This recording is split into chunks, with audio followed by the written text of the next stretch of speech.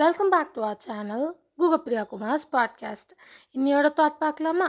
இன்னைக்கு நம்ம பார்க்க போகிற thought, the pain you feel today is the strength you feel tomorrow.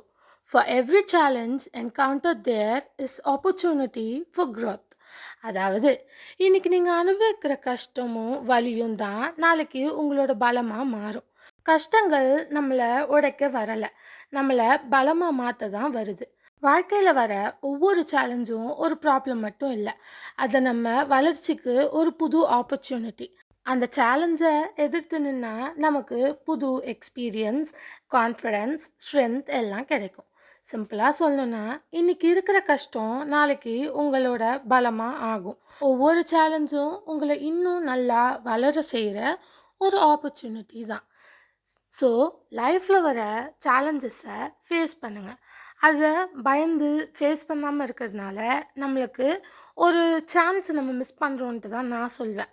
So எப்பயுமே சேலஞ்சஸை ஃபேஸ் பண்ணால் தான் நம்மளால் ஒரு ஒரு ஒரு ஜெயிக்கிறோம் அப்படின்னா நமக்கு ஓகே, நம்ம ஒரு ரொம்ப கஷ்டமான பாத்தை தாண்டி ஜெயிச்சிருக்கோம் அப்படின்ற ஒரு சாட்டிஸ்ஃபேக்ஷனும் கிடைக்கும்.